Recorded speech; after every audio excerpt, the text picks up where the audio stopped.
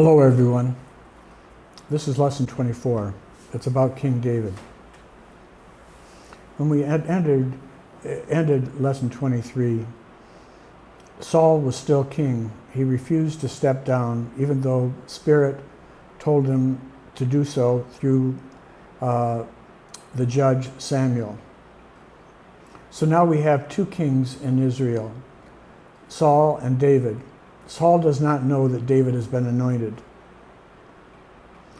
Saul continues to fight all the internal divisions within Israel. There's one dogmaite king against another. Saul also continues to fight dogmaite kings outside of Israel, the chief one being the Philistines. Let me read a passage that captures the battle between David and Goliath. Now the Philistines gathered together their army to battle, and Saul and the men of Israel gathered together. The Philistines stood on a mountain on one side of a valley, and Israel stood on a mountain on the other side of the valley. And there went out a champion out of the camp of the Philistines named Goliath. And he stood and he cried out to the armies of Israel, "Choose a man for you to let him come down to me. If he can fight with me and kill me, then we will be your servants. But if I prevail against him and kill him, then you shall be my servants." Let's stop and analyze this. This is an allegory. You've got two dogmaite armies facing each other. One is led by Saul. We don't know who led the other one. But the person, a giant, came down out of the Philistines, and that giant represents a major dogmaite figure, maybe a great theologian, maybe a great politician, but it is a person who provides the dogma to be carried out by the army of soldiers under him. So if it's a theologian, it's the person who creates the dogma to be taught to the people by the clergy. If it's a politician, it's the dogma that will be carried out in policies. If it's a major figure in a company, it's the dogma that will be carried out without doubt by all the employees. Let's read the passage further.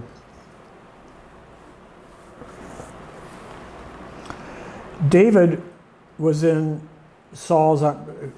had come to Saul's army to provide food for his three brothers. When Saul and all Israel heard those words of the Philistine leader, Goliath, they were dismayed and greatly afraid. And David heard Goliath and asked the men, "Who is this Philistine that he should defy the armies of the living gods?" When Saul heard the words which David spoke, he sent for him, and David said to Saul, "Let no man's heart fail because of him.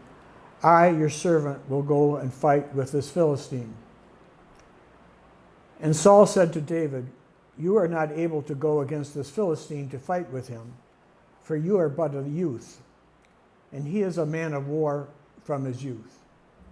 Okay. Saul does not recognize the power of David, who lives the way of the soul. The word youth means that he is like a babe. He is single. He's powerful because he's one with Spirit. He has no false selves. Let me read a poem from Jesus that captures that. Jesus peered upon some little ones taking milk, and he said to his disciples, "These little ones taking milk, they are comparable to those who go inward to the kingdom." Now milk is inspiration.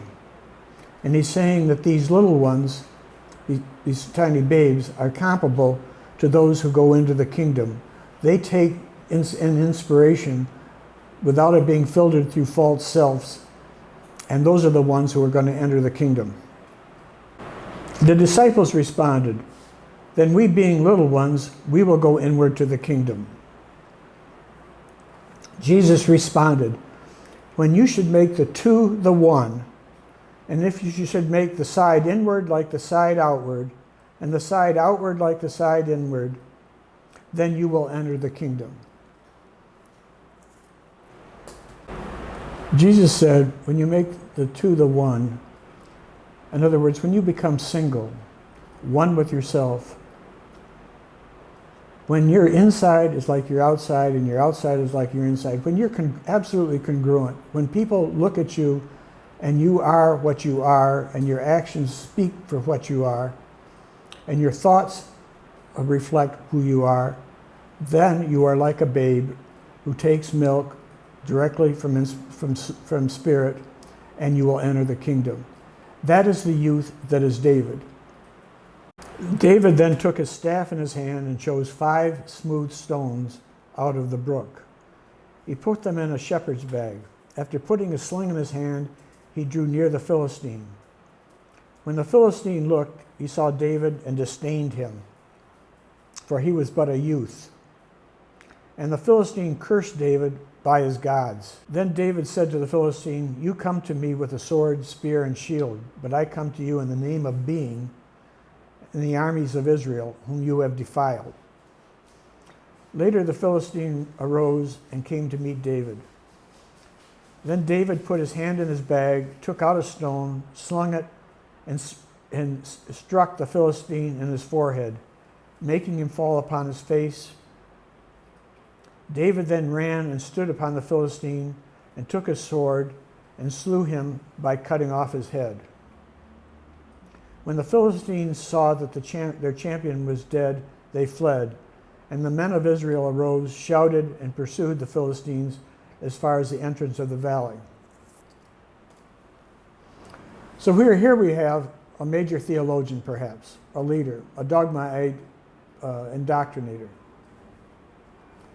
He's in the way of the mind. So what does David do? He takes a rock. A rock is a symbol of a very powerful, wise saying or word or phrase. He throws it at the forehead, at the way of the mind of this dogmaite leader. And the dogmaite leader falls on his face. He cannot stand up to the wisdom of David. David takes his sword and cuts off his head, meaning he cuts off the source of this false information that is coming from this dogmaite leader. Now, Saul sees what David has done and orders David to come and work for him and be the leader of part of his army.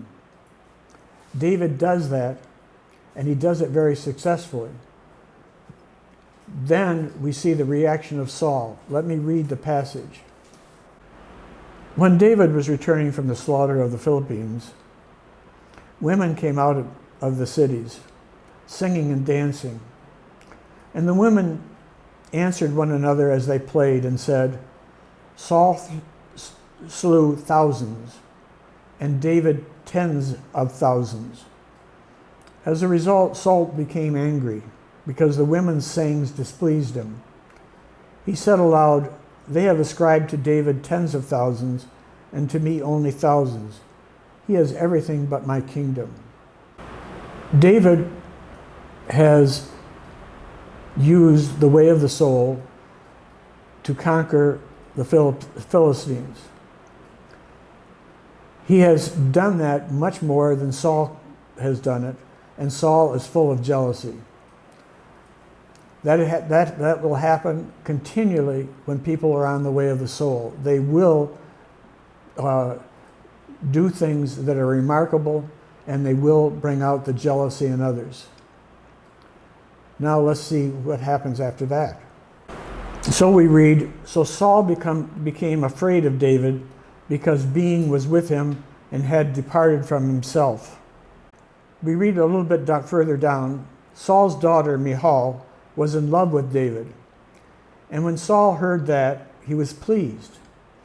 "I will give her to him," he thought, "so that she may be a snare to him into leading the army, and so that the hand of the Philistines may slay him."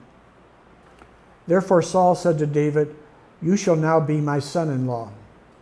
Very clever So Saul is setting up a trap. He's giving his daughter to David in hopes that David will then be aligned with him even further, lead his major army, and be killed. Now let's see what happens. Because the Philistines were not able to kill David, Saul took 3,000 able young men from all Israel and set out to look for David. The next passages are all about Saul trying to kill David. He tries one thing after another. Look, we'll read a passage now about who saved David.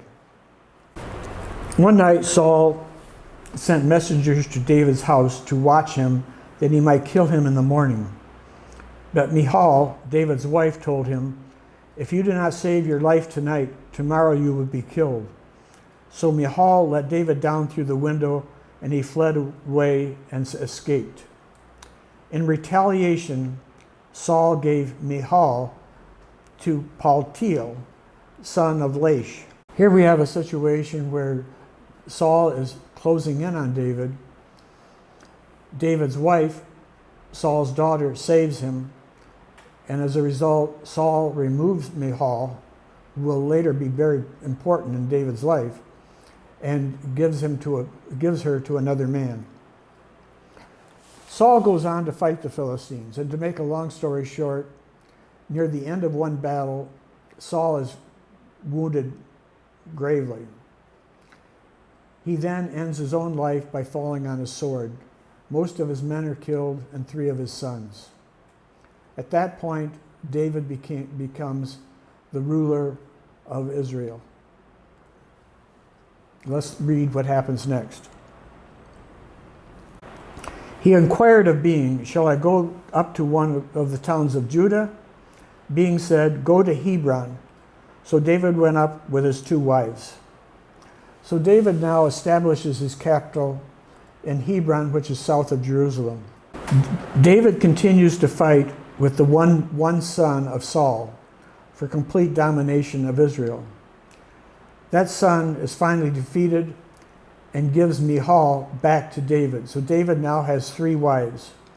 Michal is his favorite. We read what happens next. Being has told David to establish his capital in Hebron. But David is beginning to be full of himself, full of his ego. And here's what he does. One day, King David and his men went to Jerusalem and attacked the Jebusites who lived there. David captured the fortress of Zion and took up residence in it. He called it the City of David. Gradually, he became more and more powerful because he thought that being gods were with him. That's my word, thought. David is now like Moses. That's my word, he thought that being gods were with him. Being gods did not tell him to attack another city. Being gods did not tell him to establish his capital in Jerusalem. The Spirit is slowly becoming less and less the source of inspiration of David. He is being taken over by false selves, the false self of being important, of being wealthy, of being a conquering king. Now Hiram, king of Tyre, sent envoys to David along with cedar logs and carpenters and stonemasons, and they built a palace for David. Then David took more concubines and wives in Jerusalem. 13 more sons and daughters were born to him. As the ark of Being came into the city of David, Michal, Saul's daughter and David's wife, when she looked through a window and saw King David leaping and dancing before Being, she despised him in her heart. She said, "How glorious was the king of Israel today, who undressed himself today in full view of the slave girls, as any vulgar man shamelessly undresses." David said to Michal, "It was before Being who..." David said to Michal, "I will become even viler than this, and I will be humiliated in my own eyes. But by these slave girls you spoke of, I will be held in honor." Therefore Michal had no child unto the day of her death. After David conquers Jerusalem, another king builds David a palace, which is the symbol of a false self. He is now identified with his power. He then uses that power to bring the Ark of the Covenant to Jerusalem. He is essentially saying, I am over the covenant. I am over Abraham's word. With that, he ends the Israelite Golden Age. Instead of spirit being one with everyone, he wants to be one with everyone. He wants to be over everyone. He does not want spirit to be king. That is all symbolic in bringing the ark to Jerusalem. He then dances naked in front of the ark, again showing disrespect for the covenant. Michal, who was on the way of the soul, sees that and refuses to have sexual relations with him again. Okay. Buddha captures the situation in one of his poems very well. Let me read it. A person says, my children, my wealth.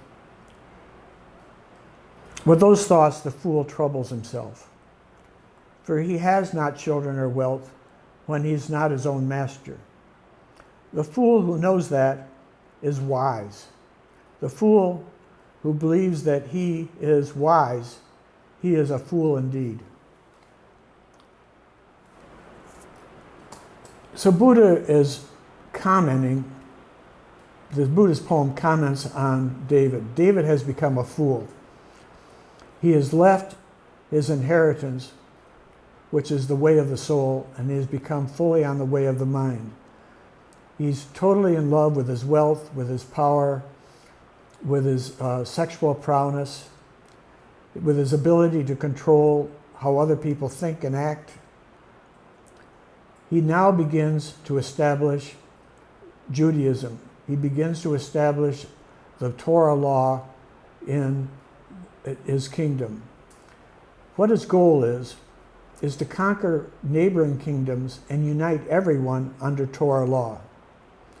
In doing so, he ends the Israelite Golden Age, and he ends their passion for the way of the soul. David has now used his power, his ego obsession with himself, to want to install the religion of Moses in his kingdom. His idea is to conquer neighboring kingdoms, make one kingdom, and make them all under the Torah law, so that they're all united by one dogmatic way of thinking. He therefore, that is going to be the laws that he will administer throughout the kingdom. He tries to obtain all the materials necessary to build a temple, which is called for in the Torah law. He sees that he's about to die, and on his deathbed, he calls in Solomon, his son, who is going to inherit his kingdom. Here's what David says. David said to Solomon, the house that we will build for being must be exceedingly magnificent, presenting our fame and glory throughout all lands. I will therefore prepare for it. My son, I had it in my heart to build a house in the name of being God's. But the word of being came to me, saying, you shall not build a house in my name, because you have shed so much blood before me. Behold, a son shall be born to you, and he shall be a man of peace. He shall build a house for my name. Now, my son, being be with you, so that you may succeed in building the house of the being God's, as he has spoken concerning you. A temple is a symbol of dogma religion. All the churches are magnificent in order to praise the dogma that is taught there. Synagogues the same. It's a symbol of domination. It's a symbol of control. And David is now taking control of his kingdom by establishing one temple that everyone will come to once a year and worship his false gods, which is his dogmaite leaders and their doctrine. He's counting on Solomon to build that temple, and later we learn that Solomon does, and that is the first temple of Judaism. Buddha comments on what David has done in the following poem. A fool wants recognition, a position before other people, a position over other people. Let them appreciate my work. Let everyone seek direction from me. Such are his wishes. Such is his swelling pride. One way of darkness leads to wealth and fame, the other of light to the end of the way of the soul. So David has chosen darkness. He has established a religion of darkness. He has left a temple, or left so David has chosen darkness. He has chosen a religion of darkness to control the thinking and the actions of his people. Judaism lives on today, dividing itself within and dividing itself from other religions, just like all dogmaite religions do. That is the end of lesson 24. If you liked it, click on like below. If you liked the course and these lessons, let me know about it in the comments and in your questions. Be sure to register on www.7771.org for further materials. More lessons will be added to this course. If you subscribe, you will be told when the lessons are added. Thank you for being with me. I've enjoyed being with you, and have a good day.